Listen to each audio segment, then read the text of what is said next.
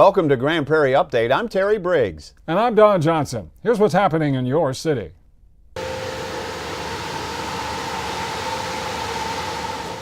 The holiday season got off to an early start at Grand Prairie United Charities, thanks to a special delivery. Thank you so much. Oh, your things are so fun.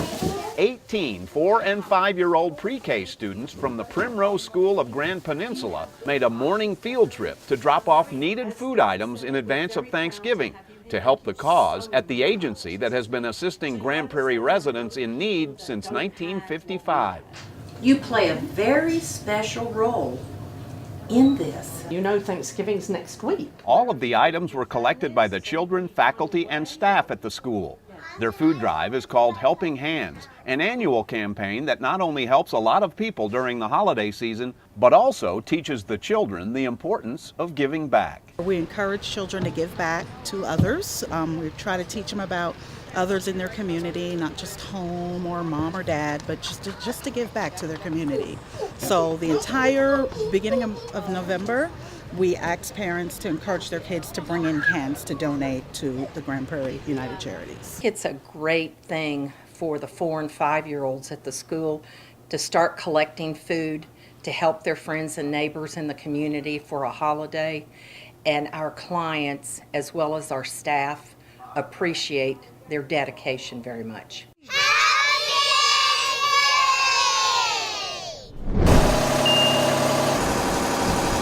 Line it up at the bottom with it. Workers are busier than Santa's elves at Lynn Creek Park in Grand Prairie. That's because they're getting the park ready for the Prairie Lights holiday experience. Prairie Lights features more than 4 million lights on a drive-through along the shoreline of Joe Pool Lake. There's also a walk-through light display, as well as a holiday village that offers carnival rides, a choreographed laser show, photos with Santa, food, and beverages. As always, officials are promising something new for the popular event. We've increased the lights. We have 5 million lights over 2 miles of path. There's several different lands to include the Yeti Land, Poinsettia Land, the Candy Cane Carnival, as well as Poinsettia and 'Twas the Night Before Christmas. We also have our brand new holiday village, our laser show that's new this year. Last year, flooding closed the show for several days and left some of the drive-through underwater. Better weather is predicted this holiday. Last year was trying, and fortunately for us, our team was great and pulled through, created a whole new road. We do have that road still accessible if flooding was to occur again this year. But this year we are anticipating a dry and warm winter, and so I think we should be good for the entire year. Prairie Lights 2016 runs from Thanksgiving night through January 1st. For directions, rates, and more information, go to prairielights.org or call 972-237-GLOW. The Heroes and Paws for a Cause 2017 calendar is making its debut. The calendar features Grand Prairie firefighters posing with several dogs and one cat from the Prairie Paws Adoption Center. There's just something about a big red fire engine, a firefighter, and a dog that people look past the dog and they say, you know what, I'm going to adopt it. The calendar sells for $15 and proceeds will benefit the fire department's Hearts and Hoses organization as well as the Adoption Center.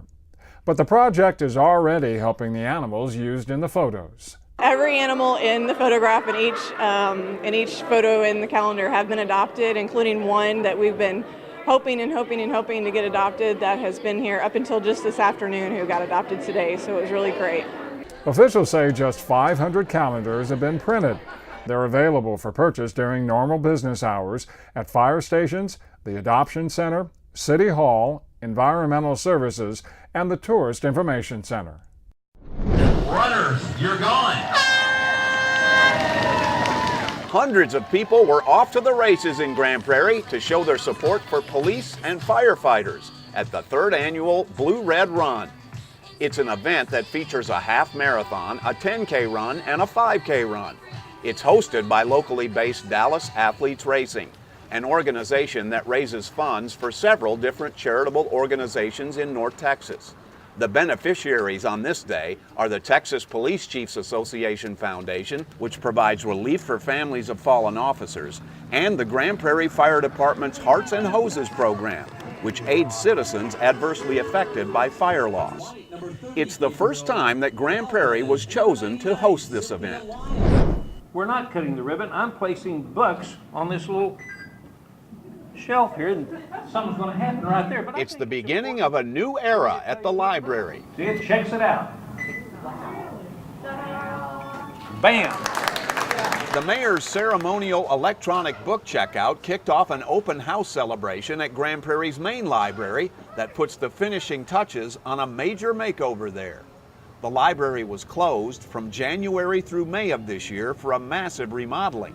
It reopened with a new children's area, new computer areas, programming spaces and study rooms, additional meeting rooms, new furniture and shelves, and an overall new look. It's all part of a continuing effort to modernize the city's library system.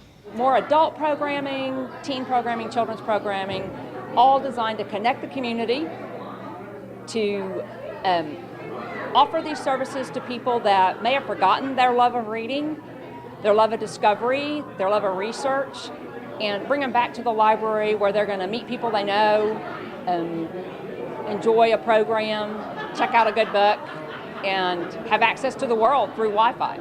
For information about any library programs, check out their website at gptx.org/library. Grand Prairie voters are giving the green light to business development at Grand Central Park. The city wants to bring retail outlets, restaurants, and hotels to 24 acres of the park along the frontage road of State Highway 161. To make that happen, the city says it needs to be able to sell the property because developers don't usually build on land they don't own.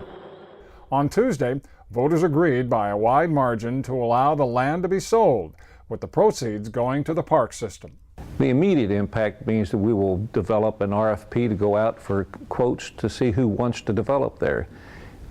We'll look at them, pick the best that will fit into what our vision is down there. What we want is on the south end, the biggest piece of that land, we want a nice hotel with some conference rooms, hopefully with a restaurant down there. And then to the south of that, we would like restaurants and some retail. We think it will add to the park, not take away from the park, and we're still going to have probably the most unbelievable park site in the Metroplex there when everything is finished out there. Officials say the 172-acre park is already generating development buzz, thanks to the Epic, a $75 million one-of-a-kind recreation project due to open in late 2017. The vote is also one more positive sign for the 161 corridor, where IKEA and Walmart are opening locations, with other businesses expected to follow. That's it for this edition of Grand Prairie Update. Hope you'll join us again next time.